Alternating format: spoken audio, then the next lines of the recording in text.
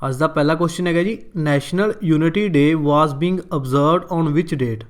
ਜਿਹੜਾ national unity day ਹੈ, ਜਿਸ ਨੂੰ ਅਸੀਂ ਏਕਤਾ ਦਿਵਸ ਵੀ ਕਹਿੰਦੇ ਆ, ਇਹ ਕਦੋਂ ਮਨਾਇਆ ਜਾਂਦਾ? ਇਹ ਮਨਾਇਆ ਜਾਂਦਾ ਜੀ 31 ਅਕਤੂਬਰ ਨੂੰ। ਠੀਕ ਹੈ ਜੀ, ਹਰ ਸਾਲ 31 ਅਕਤੂਬਰ ਨੂੰ ਅਸੀਂ ਮਨਾਉਂਦੇ ਹਾਂ ਰਾਸ਼ਟਰੀ ਏਕਤਾ ਦਿਵਸ, ਜਾਂ ਇਸ ਨੂੰ ਕਹਿ ਦਿੰਦੇ ਜੀ ਨੈਸ਼ਨਲ ਯੂਨਿਟੀ ਡੇ।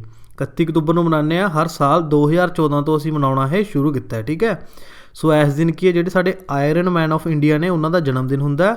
ਸਾਡੇ ਆਇਰਨ ਮੈਨ ਆਫ ਇੰਡੀਆ ਕੌਣ ਨੇ? ਸਰਦਾਰ ਵੱਲਭ ਭਾਈ ਪਟੇਲ। ਠੀਕ ਹੈ ਜੀ, ਸਰਦਾਰ ਵੱਲਭ ਭਾਈ ਪਟੇਲ ਨੂੰ ਅਸੀਂ ਕਹਿੰਦੇ ਹਾਂ ਆਇਰਨ ਮੈਨ ਆਫ ਇੰਡੀਆ। ਠੀਕ ਹੈ ਜੀ, ਸੋ ਜਿਹੜਾ ਅਸੀਂ ਇੰਡੀਆ ਹੁਣ ਅਸੀਂ ਦੇਖਦੇ ਹਾਂ, ਮੈਪ ਦੇਖਦੇ ਹਾਂ, ਜਿੰਨੀਆਂ ਵੀ ਸਟੇਟਸ ਨੇ ਇਹ ਇਕੱਠੀਆਂ ਇਹਨਾਂ ਕਰਕੇ ਨੇ। ਠੀਕ ਹੈ, ਇਹਨਾਂ ਨੇ ਹੀ ਸਾਰੇ ਇੰਡੀਆ ਨੂੰ ਜੁਆਇੰਟ ਰੱਖਿਆ, ਨਹੀਂ ਤਾਂ ਅੱਜ ਸਾਡਾ ਇੰਡੀਆ ਕੀ ਛੋਟੇ ਛੋਟੇ ਭਾਗਾਂ 'ਚ ਵੰਡਿਆ ਹੋਣਾ ਸੀ।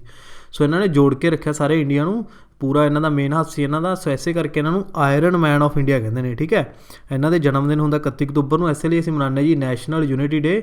ਮਤਲਬ ਇਹਨਾਂ ਨੇ ਏਕਤਾ ਦਿਖਾਈ। ਸੋ 2014 ਤੋਂ ਅਸੀਂ ਹਰ ਸਾਲ ਮਨਾਉਂਦੇ ਆ ਰਹੇ ਇਹਨਾਂ ਦਾ ਜਨਮ ਦਿਨ। ਠੀਕ ਹੈ ਜੀ,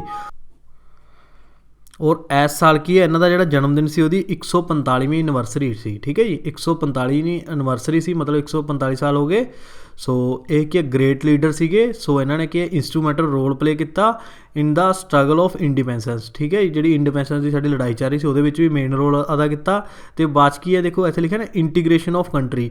ਸੋ ਜਿਹੜੀ ਇਹਦੀ ਇੰਟੀਗ੍ਰੇਸ਼ਨ ਆਫ ਕੰਟਰੀ ਦੇ ਵਿੱਚ ਵੀ ਇਹਨਾਂ ਦਾ ਮੇਨ ਰੋਲ ਸੀਗਾ। ਠੀਕ ਹੈ, ਸੋ ਜ਼ਰੂਰ ਯਾਦ ਰੱਖਣਾ, ਕੁਐਸਚਨ ਡਾਇਰੈਕਟ ਵੀ ਆ ਸਕਦਾ ਕਿ ਸਾਡੇ ਆਇਰਨ ਮੈਨ ਆਫ ਇੰਡੀਆ ਕੌਣ ਨੇ? ਉਹ ਹੈਗੇ ਜੀ ਸਰਦਾਰ ਵੱਲਭ ਭਾਈ ਪਟੇਲ ਜੀ। ਠੀਕ ਹੈ ਜੀ, ਸੋ ਦੇਖਦੇ ਨੈਕਸਟ ਕੁਐਸਚਨ।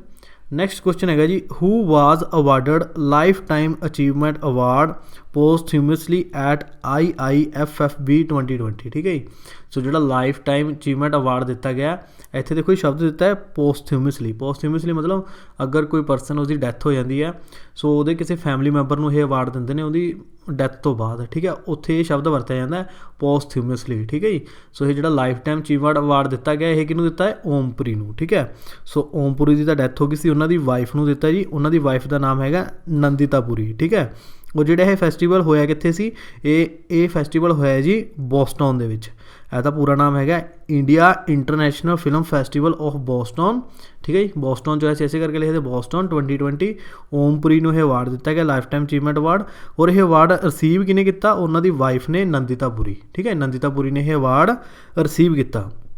ਸੋ ਦੇਖਦੇ ਨੈਕਸਟ ਕੁਐਸਚਨ। ਨੈਕਸਟ ਕੁਐਸਚਨ ਹੈਗਾ ਜੀ, which country host 19th meeting of SCO ministers of foreign economy. ਠੀਕ ਹੈ, ਸੋ ਕਿਹੜੀ ਕੰਟਰੀ ਹੈ ਜਿਹਨੇ ਕਿ 19ਵੀਂ ਮੀਟਿੰਗ SCO ਦੀ ਕਰਵਾਈ ਹੈ? ਠੀਕ ਹੈ, ਹੋਸਟ ਕੀਤੀ ਹੈ।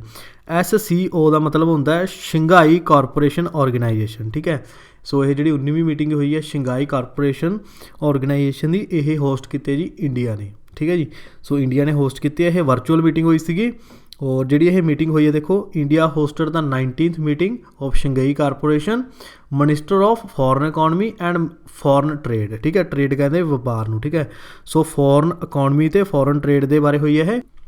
And this virtual meeting was held under the chairmanship of union minister of commerce and industry Shri Piyush Goyal. ਠੀਕ ਹੈ, ਸੋ ਜਿਹੜੇ ਇਹਦੇ ਚੇਅਰਮੈਨ ਕੌਣ ਸੀ ਇਸ ਮੀਟਿੰਗ ਦੇ? ਇਹ ਹੈਗੇ ਸੀ ਸਾਡੇ ਜਿਹੜੇ ਮੰਤਰੀ ਨੇ ਕਮਰਸ ਐਂਡ ਇੰਡਸਟਰੀ ਦੇ, ਉਹਨਾਂ ਦਾ ਨਾਮ ਹੈਗਾ ਪਿਊਸ਼ ਗੋਇਲ। ਠੀਕ ਹੈ, ਸੋ ਇਸ ਮੀਟਿੰਗ ਦੇ ਉਹ ਚੇਅਰਮੈਨ ਸੀਗੇ। ਸੋ ਪਿਊਸ਼ ਗੋਇਲ ਕੋਲੇ ਕਿਹੜੇ ਕਿਹੜੇ ਡਿਪਾਰਟਮੈਂਟਸ ਨੇ? ਇਹਨਾਂ ਨੂੰ ਰੇਲਵੇ ਮਿਨਿਸਟਰ ਵੀ ਕਹਿੰਦੇ ਆ। ਸੋ ਰੇਲਵੇ ਦਾ ਡਿਪਾਰਟਮੈਂਟ ਇਹਨਾਂ ਕੋਲ ਹੈ ਜੀ, ਪਿਊਸ਼ ਗੋਇਲ ਕੋਲੇ ਮਿਨਿਸਟਰੀ ਆਫ ਰੇਲਵੇ। ਸੈਕਿੰਡ ਇਹਨਾਂ ਕੋਲ ਹੈਗਾ ਜੀ ਕਮਰਸ ਐਂਡ ਇੰਡਸਟਰੀ। ਠੀਕ ਹੈ, ਕਮਰਸ ਐਂਡ ਇੰਡਸਟਰੀ ਡਿਪਾਰਟਮੈਂਟ ਵੀ ਪਿਊਸ਼ ਗੋਇਲ ਕੋਲ ਹੈ। ਥਰਡ ਡਿਪਾਰਟਮੈਂਟ ਹੈਗਾ ਇਹਨਾਂ ਕੋਲ consumer affairs food and public distribution. ਠੀਕ ਹੈ ਜੀ, ਸੋ ਇਹ ਤਿੰਨੋਂ ਡਿਪਾਰਟਮੈਂਟ ਹੈਗੇ ਜੀ ਪਿਊਸ਼ ਗੋਇਲ ਕੋਲੇ। ਸੋ ਨੈਕਸਟ ਕੁਐਸਚਨ ਦੇਖਦੇ ਹਾਂ ਜੀ। ਨੈਕਸਟ ਕੁਐਸਚਨ ਹੈਗਾ ਫੈਨੀ ਬ੍ਰਿਜ। ਠੀਕ ਹੈ, ਇੱਕ ਬ੍ਰਿਜ ਬਣਾਇਆ ਗਿਆ ਜਿਸ ਦਾ ਨਾਮ ਹੈ ਜੀ Feni bridge. Is connecting India with which country? India ਨੂੰ ਕਿਹੜੇ ਦੇਸ਼ ਨਾਲ ਜੋੜ ਰਿਹਾ? ਸੋ ਇਹ ਜੋੜ ਰਿਹਾ ਜੀ ਬੰਗਲਾਦੇਸ਼। ਠੀਕ ਹੈ, ਫੈਨੀ ਬ੍ਰਿਜ ਇੰਡੀਆ ਨੂੰ ਬੰਗਲਾਦੇਸ਼ ਦੇ ਨਾਲ ਜੋੜ ਰਿਹਾ। ਇਹ ਲਗਭਗ 1.8 ਕਿਲੋਮੀਟਰ ਦਾ। ਠੀਕ ਹੈ ਜੀ, the Feni bridge is 1.8 kilometre long joining Sabroom in India with Ramgarh in Bangladesh. ਠੀਕ ਹੈ, ਸਾਬਰਮ ਕੀ ਹੈ? ਇੰਡੀਆ ਦੇ ਵਿੱਚ ਹੈ ਜਗ੍ਹਾ, ਔਰ ਰਾਮਗੜ੍ਹ ਹੈਗੀ ਹੈ ਜੀ ਬੰਗਲਾਦੇਸ਼ ਦੇ ਵਿੱਚ। ਠੀਕ ਹੈ, ਰਾਮਗੜ੍ਹ ਨੂੰ ਸਾਬਰਮ ਦੇ ਨਾਲ ਇਹ ਜੋੜ ਰਿਹਾ, ਮੀਨਸ ਇੰਡੀਆ ਨੂੰ ਬੰਗਲਾਦੇਸ਼ ਨਾਲ ਜੋੜ ਰਿਹਾ, ਔਰ ਇਸ ਦੀ ਲੈਂਥ ਹੈਗੀ ਹੈ 1.8 ਕਿਲੋਮੀਟਰ। ਠੀਕ ਹੈ, ਐਂਡ ਇਸ ਜਿਹੜੇ ਬ੍ਰਿਜ ਦੀ ਕੰਸਟਰਕਸ਼ਨ ਕਦੋਂ ਕੰਪਲੀਟ ਹੋ ਚੁੱਕੀ ਹੈ? ਦਸੰਬਰ 2020 ਦੇ ਵਿੱਚ। ਠੀਕ ਹੈ, ਦਸੰਬਰ 2020 ਦੇ ਕੰਪਲੀਟ ਹੋ ਗਿਆ, ਔਰ ਕੋਸਟ ਕਿੰਨੀ ਆਈ ਜੀ? 129 ਕਰੋੜ। ਠੀਕ ਹੈ, 129 ਕਰੋੜ ਰੁਪਇਆ ਕੋਸਟ ਆਈ ਹੈ ਇਸ ਫੈਨੀ ਬ੍ਰਿਜ ਨੂੰ ਬਣਾਉਣ ਲਈ। ਠੀਕ ਹੈ, 1.8 ਕਿਲੋਮੀਟਰ ਦਾ ਇਹ ਬ੍ਰਿਜ ਬਣਾਇਆ ਗਿਆ। ਸੋ ਦੇਖਦੇ ਨੈਕਸਟ ਕੁਐਸਚਨ। ਨੈਕਸਟ ਕੁਐਸਚਨ ਹੈਗਾ ਜੀ, which movie has received the award for the best original score at 14th Asian film awards. ठीक है। सो ਕਿਹੜੀ ਜਿਹੜੀ ਫਿਲਮ ਹੈ ਜਿਸ ਨੂੰ ਕਿ ਬੈਸਟ ਓਰੀਜਨਲ ਸਕੋਰ ਦਾ ਅਵਾਰਡ ਦਿੱਤਾ ਗਿਆ 14ਵੇਂ ਏਸ਼ੀਆਨ ਫਿਲਮ ਅਵਾਰਡ ਦੇ ਵਿੱਚ। ਸੋ ਇਹ ਫਿਲਮ ਹੈਗਾ ਜੀ ਗਲੀ ਬॉय, ਠੀਕ ਹੈ। ਜਿਹੜੀ ਇਹ ਗਲੀ ਬॉय ਫਿਲਮ ਹੈ ਉਸ ਨੂੰ ਮਿਲਿਆ ਇਹ 14ਵਾਂ ਏਸ਼ੀਅਨ ਫਿਲਮ ਅਵਾਰਡਸ ਕਿਹੜੀ ਕੈਟਾਗਰੀ ਦੇ ਵਿੱਚ? ਬੈਸਟ ਓਰੀਜਨਲ ਸਕੋਰ, ਠੀਕ ਹੈ ਜੀ। ਔਰ ਜਿਹੜਾ ਇਹ 14ਵਾਂ edition of Asian film fair awards ਹੈ ਔਰਗੇਨਾਈਜ਼ ਕਿਸ ਨੇ ਕੀਤਾ? ਇਹ ਕੀਤਾ ਜੀ ਏਸ਼ੀਅਨ ਫਿਲਮ ਅਵਾਰਡਸ ਅਕੈਡਮੀ ਨੇ, ਠੀਕ ਹੈ। ਸੋ ਏਸ਼ੀਅਨ ਫਿਲਮ ਅਵਾਰਡਸ ਅਕੈਡਮੀ ਨੇ ਇਹ ਔਰਗੇਨਾਈਜ਼ ਕੀਤਾ ਸੀ। ਔਰ ਜਿਹੜੀ ਇਹ ਗਲੀ ਬॉय ਫਿਲਮ ਹੈ ਇਹ ਇਸ ਦੇ ਡਾਇਰੈਕਟਰ ਕੌਣ ਸੀਗੇ? ਉਹ ਹੈਗੇ ਸੀਗੇ ਜੋਇਆ ਅਖਤਰ, ਠੀਕ ਹੈ। ਜੋਇਆ ਅਖਤਰ ਕੀ ਹੈ ਇਸ ਦੇ ਡਾਇਰੈਕਟਰ ਨੇਗੇ, ਠੀਕ ਹੈ, ਜਿਨ੍ਹਾਂ ਨੇ ਫਿਲਮ ਡਾਇਰੈਕਟ ਕੀਤੀ ਆ। ਔਰ ਇਸ ਦੇ ਵਿੱਚ ਮੇਨ ਰੋਲ ਕਿਹਨੇ ਅਦਾ ਕੀਤਾ? ਸੋ ਗਲੀ ਬॉय ਫਿਲਮ ਦੇ ਵਿੱਚ ਰਣਵੀਰ ਸਿੰਘ ਐਂਡ ਆਲੀਆ ਭੱਟ, ਠੀਕ ਹੈ। ਇਹਨਾਂ ਨੇ ਕੀ ਮੇਨ ਜਿਹੜੇ ਕਿ ਲੀਡਿੰਗ ਰੋਲ ਪਲੇ ਕੀਤੇ ਨੇ, ਰਣਵੀਰ ਸਿੰਘ ਐਂਡ ਆਲੀਆ ਭੱਟ। ਹੋਰ ਦੇਖੋ ਜੀ ਇਹ ਜਿਹੜਾ ਇਹ ਕੋਵਿਡ-19 ਦਾ ਪੈਂਡੈਮਿਕ ਚੱਲ ਰਿਹਾ, ਜਿਹੜੀ ਇਹ ਸਾਰੀ ਸੈਰਾਮਨੀ ਹੋਈ ਸੀ ਇਹ ਔਨਲਾਈਨ ਹੋਈ ਹੈ, ਠੀਕ ਹੈ ਜੀ। ਸੋ ਵਰਚੁਅਲ ਮੋਡ ਦੇ ਵਿੱਚ ਵੀ ਕਹਿ ਸਕਦੇ ਹੋ ਤੁਸੀਂ, ਇਹ ਸਾਰਾ ਜਿਹੜੀ ਸੈਰਾਮਨੀ ਹੋਈ ਸੀ ਇਹ ਔਨਲਾਈਨ ਹੋਈ ਸੀ, ਠੀਕ ਹੈ ਜੀ। ਸੋ ਦੇਖਦੇ ਨੈਕਸਟ ਕੁਐਸਚਨ ਹੈਗਾ ਜੀ ਵਿਚ ਸਟੇਟ ਵਾਜ਼ ਐਡਜਰਡ ਦਾ ਬੈਸਟ ਗਵਰਨਡ ਸਟੇਟ ਇਨ ਦਾ ਕੰਟਰੀ। ਸੋ ਕਿਹੜੀ ਸਟੇਟ ਹੈ ਜਿਸ ਨੂੰ ਬੈਸਟ ਗਵਰਨਡ ਸਟੇਟ ਦਾ ਦਰਜਾ ਦਿੱਤਾ ਗਿਆ? ਸੋ ਇਹ ਹੈਗੀ ਹੈ ਜੀ ਕੇਰਲਾ। ਔਰ ਕੇਰਲਾ ਕਿ ਸਾਡੀ ਸਭ ਤੋਂ ਜ਼ਿਆਦਾ ਪੜ੍ਹੀ ਲਿਖੀ ਮੋਸਟ ਲਿਟਰੇਟ ਸਟੇਟ ਵੀ ਹੈ, ਠੀਕ ਹੈ। ਸੋ ਇੱਥੋਂ ਦੇ ਲੋਕ ਬਹੁਤ ਹੀ ਜ਼ਿਆਦਾ ਪੜ੍ਹੇ ਲਿਖੇ ਨੇ। ਸੋ ਅਗਰ ਤੁਸੀਂ ਕਿਸੇ ਦੇ ਘਰੇ ਜਾਂਦੇ ਹੋ ਤਾਂ ਮੰਨ ਲਓ ਉੱਥੇ 4 ਮੈਂਬਰ ਨੇ ਤਾਂ 4ਾਂ ਦੀ ਅਲੱਗ-ਅਲੱਗ ਲਾਇਬ੍ਰੇਰੀ ਹੋਏਗੀ ਘਰ ਦੇ ਵਿੱਚ, ਠੀਕ ਹੈ। ਸੋ ਇਹਨਾਂ ਨੂੰ ਬੁੱਕਸ ਵਗੈਰਾ ਰੀਡਿੰਗ ਦਾ ਬਹੁਤ ਜ਼ਿਆਦਾ ਸ਼ੌਂਕ ਹੈ। ਔਰ ਸਭ ਤੋਂ ਪੜ੍ਹੀ ਲਿਖੀ ਸਟੇਟ ਮੰਨੀ ਜਾਂਦੀ ਹੈ ਸਾਡੀ ਕੇਰਲਾ ਸਟੇਟ, ਠੀਕ ਹੈ ਜੀ। ਸੋ ਕੇਰਲਾ ਵਾਜ਼ ਐਡਜਰਡ ਦਾ best ਗਵਰਨਡ state in the country while Uttar Pradesh ended at the bottom in the large state categories, ਠੀਕ ਹੈ। ਸੋ ਕੇਰਲਾ ਤਾਂ ਆ ਗਈ ਜੀ ਪਹਿਲੇ ਨੰਬਰ 'ਤੇ ਬੈਸਟ ਗਵਰਨਡ ਸਟੇਟ ਦੇ ਵਿੱਚ। ਔਰ ਸਾਰਿਆਂ ਨਾਲੋਂ ਐਂਡ 'ਤੇ ਕਿਹੜੀ ਜੀ? UP means Uttar Pradesh according to the public affair index 2020, ਠੀਕ ਹੈ। ਕਿਹੜੇ ਇੰਡੈਕਸ ਦੀ ਗੱਲ ਕਰ ਰਹੇ ਆਪਾਂ ਜੀ? ਪਬਲਿਕ ਅਫੇਅਰ ਇੰਡੈਕਸ ਦੀ। ਔਰ ਇਹ ਜਿਹੜਾ ਇੰਡੈਕਸ ਹੈ ਇਹ ਰਿਲੀਜ਼ ਕਿਹਨਾਂ ਨੇ ਕੀਤਾ ਸੀ, ਬਣਾਇਆ ਕਿਹਨਾਂ ਨੇ ਸੀ? ਪਬਲਿਕ ਅਫੇਅਰ ਸੈਂਟਰ ਨੇ, ਠੀਕ ਹੈ। ਪਬਲਿਕ ਅਫੇਅਰ ਸੈਂਟਰ ਨੇ ਇਹ ਬਣਾਇਆ ਹੈਗਾ। ਹੋਰ ਕੇਰਲਾ ਦੀ ਦੇਖੋ ਇੱਥੇ ਗੱਲ ਹੋ ਰਹੀ ਹੈ, ਕੇਰਲਾ ਦੀ ਕੈਪੀਟਲ ਦੇਖ ਲਓ। ਕੇਰਲਾ ਦੀ ਕੈਪੀਟਲ ਹੈਗੀ ਜੀ ਥਿਰੂਵਨੰਤਪੁਰਮ, ਠੀਕ ਹੈ, ਥਿਰੂਵਨੰਤਪੁਰਮ। ਔਰ ਕੇਰਲਾ ਦੇ ਜਿਹੜੇ ਗਵਰਨਰ ਨੇ ਉਹਨਾਂ ਦਾ ਨਾਮ ਹੈ ਜੀ ਆਰਿਫ ਮੁਹੰਮਦ ਖਾਨ।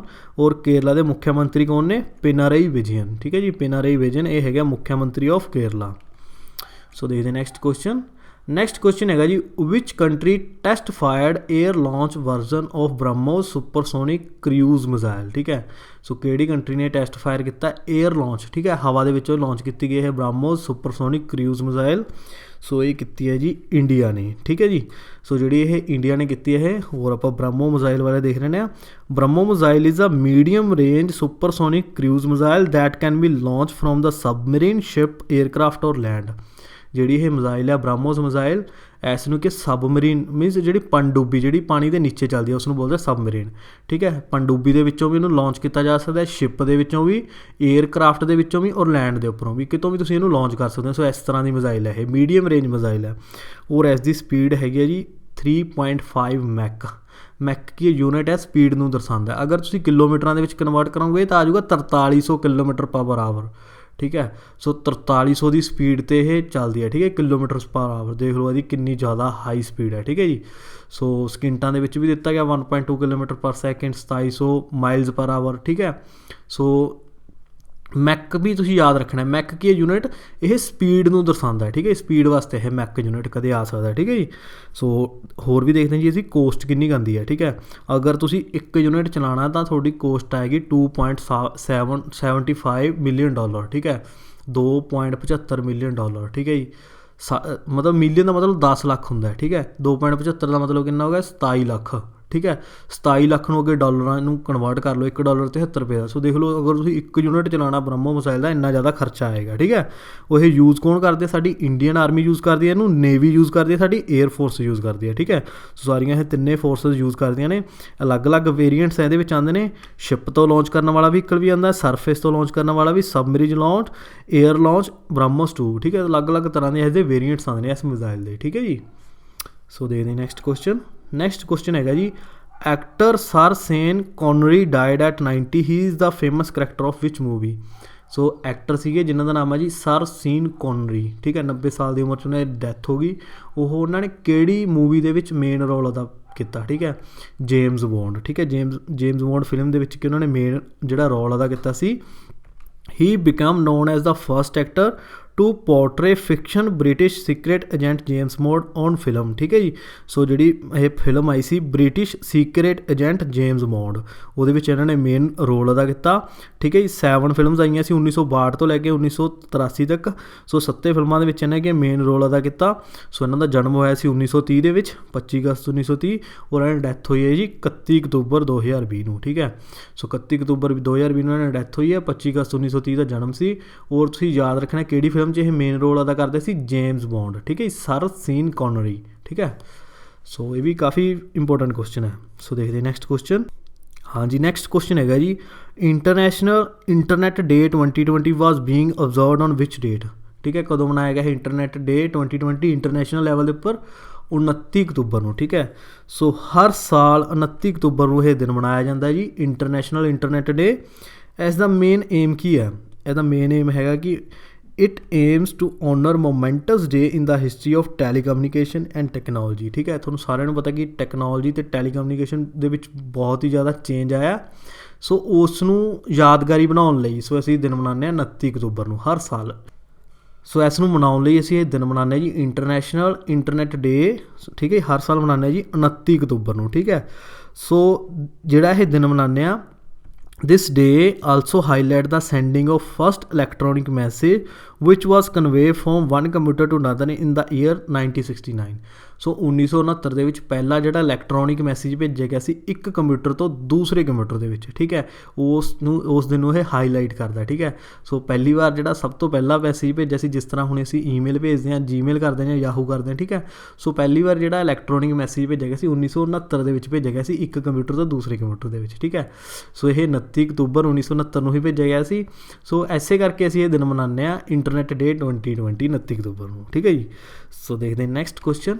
ਹਾਂਜੀ ਨੈਕਸਟ ਕੁਐਸਚਨ ਦੇਖਦੇ ਹਾਂ ਜੀ, Rijiju is to launch 200 kilometre ITBP fit India walkathon in which state, ਠੀਕ ਹੈ। ਸੋ ਜਿਹੜੀ ਇਹ 200 ਕਿਲੋਮੀਟਰ ਦੀ ਹੈ ਫਿਟ ਇੰਡੀਆ ਵਾਕਾਥਨ ਲਗਾਈ ਗਈ ਹੈ, ਠੀਕ ਹੈ। ਇੱਕ ਰੇਸ ਦੀ ਤਰ੍ਹਾਂ ਲਗਾਈ ਗਈ ਹੈ।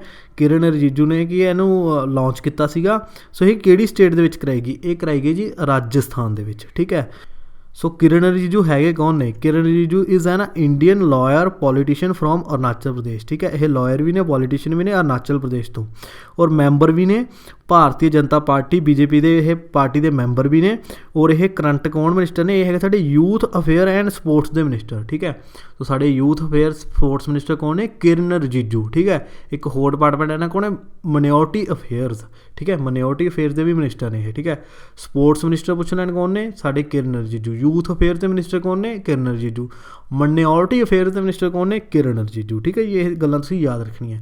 ਇੱਥੇ ਸ਼ਬਦ ਆਇਆ ਜੀ ITBP ਕੀ ਸਾਡੀ ਫੋਰਸ ਹੈ ਜਿਸ ਦਾ ਨਾਮ ਹੈਗਾ ਜੀ ਇੰਡੋ ਤਿਬੇਤਨ ਬਾਰਡਰ ਪੁਲਿਸ, ਠੀਕ ਹੈ। ਇੰਡੋ ਤਿਬੇਤਨ ਬਾਰਡਰ ਪੁਲਿਸ, ਇਸ ਨੂੰ ਬੋਲਦੇ ਜੀ ITBP। ਸੋ ਸਾਡੀ ਆਰਮੀ ਦੀ ਫੋਰਸ ਹੈ ਇਹ, ਠੀਕ ਹੈ। ਸਾਨੂੰ ਇਹਨੂੰ ਕਿ ਤਿੱਬਤਨ ਬਾਰਡਰ 'ਤੇ ਲਗਾਇਆ ਗਿਆ, ਤਾਂ ਕਰਕੇ ਇਸ ਦਾ ਨਾਮ ਹੈਗਾ ਜੀ ਇੰਡੋ ਤਿਬੇਤਨ ਬਾਰਡਰ ਪੁਲਿਸ, ਠੀਕ ਹੈ। ਜਿਹੜੀ ਇਹ ਇੰਡੋ ਤਿਬੇਤਨ ਬਾਰਡਰ ਪੁਲਿਸ ਹੈ ਇੰਡੀਆ ਦੀ ਪ੍ਰਾਇਮਰੀ ਬਾਰਡਰ ਪੈਟਰੋਲ ਆਰਗੇਨਾਈਜੇਸ਼ਨ ਹੈ, ਜਿਹੜੀ ਕਿ ਕਿਹੜੇ ਬਾਰਡਰ 'ਤੇ ਲਗਾਈ ਗਈ ਹੈ? ਚਾਈਨਾ ਦੇ ਤਿੱਬਤਨ ਰੀਜਨ ਦੇ ਵਿੱਚ, ਠੀਕ ਹੈ। ਜੋ ਚਾਈਨਾ ਦਾ ਤਿੱਬਤਨ ਰੀਜਨ ਹੈ ਔਰ ਇੰਡੀਆ ਦਾ ਜਿਹੜਾ ਬਾਰਡਰ ਹੈ, ਇੰਡੀਆ ਅਤੇ ਚਾਈਨਾ ਦਾ ਤਿੱਬਤਨ ਬਾਰਡਰ ਹੈ, ਉੱਥੇ ਕੀ ਹੈ ਇਹ ਪੈਟਰੋਲ ਕਰਦੀ ਹੈ, ਉਹ ਨਿਗਰਾਨੀ ਕਰਨੀ, ਠੀਕ ਹੈ। ਪੈਟਰੋਲ ਦਾ ਮਤਲਬ ਹੁੰਦਾ ਨਿਗਰਾਨੀ ਕਰਨੀ, ਠੀਕ ਹੈ। ਸੋ ਉੱਥੇ ਇਹ ਫੋਰਸ ਲਗਾਈ ਹੋਈ ਹੈ ਇੰਡੋ ਤਿਬੇਤਨ ਬਾਰਡਰ ਪੁਲਿਸ, ਠੀਕ ਹੈ। ਫਾਊਂਡਰ ਕੌਣ ਹੈ? ਗੌਰਮੈਂਟ ਆਫ ਇੰਡੀਆ, ਗੌਰਮੈਂਟ ਨੇ ਬਣਾਈ ਹੋਈ ਸਾਡੀ ਇਹ ਆਰਮੀ। 24 ਅਕਤੂਬਰ 1962 ਦੇ ਵਿੱਚ ਬਣੀ ਸੀ ਇਹ ਇੰਡੋ ਤਿਬੇਤਨ ਬਾਰਡਰ ਪੁਲਿਸ। ਹੈੱਡਕੁਆਟਰ ਹੈਗਾ ਇਸ ਦਾ ਜੀ ਨਿਊ ਦਿੱਲੀ ਦੇ ਵਿੱਚ। ਸੋ ਹੁਣ ਆਪਾਂ ਦੇਖਦੇ ਹਾਂ ਜੀ ਕੁਐਸਚਨ ਆਫ ਦਾ ਡੇ। ਸੋ ਅੱਜ ਦਾ ਕੁਐਸਚਨ ਕੀ ਹੈ? ਸੋ ਅੱਜ ਦਾ ਜਿਹੜਾ ਕੁਐਸਚਨ ਹੈਗਾ, which country has signed a peace agreement with Russia and Azerbaijan to end the war over Nagorno Karabakh, ਠੀਕ ਹੈ। ਸੋ ਇੱਥੇ 4 ਕੰਟਰੀਜ਼ ਦਿੱਤੀਆਂ ਗਈਆਂ ਨੇ, ਇਜ਼ਰਾਈਲ, ਇਜਿਪਟ, ਅਰਮੇਨੀਆ ਅਤੇ ਮੈਕਸੀਕੋ। ਤੁਸੀਂ ਕੰਟਰੀ ਦਾ ਨਾਮ ਦੱਸਣਾ ਜਿਸ ਨੇ ਕਿ ਰਸ਼ੀਆ ਅਤੇ ਅਜ਼ਰਬੈਜਾਨ ਨਾਲ ਕਿ ਪੀਸ ਕੀਪਿੰਗ ਦੇ ਲਈ ਪੀਸ ਐਗਰੀਮੈਂਟ ਸਾਈਨ ਕੀਤਾ, ਠੀਕ ਹੈ। ਕਿ ਜਿਹੜੀ ਇਹ ਵਾਰ ਚੱਲ ਰਹੀ ਸੀ ਨਗਰਾਨੋ ਕਾਰਾਬਾਖ ਦੀ, ਉਸ ਨੂੰ ਖਤਮ ਕੀਤਾ ਜਾ ਸਕੇ। ਸੋ ਇਸ ਕੁਐਸਚਨ ਦਾ ਆਨਸਰ ਤੁਸੀਂ ਮੈਨੂੰ ਕਮੈਂਟ ਬਾਕਸ ਦੇ ਵਿੱਚ ਲਿਖ ਕੇ ਜ਼ਰੂਰ ਦੱਸਣਾ ਹੈ।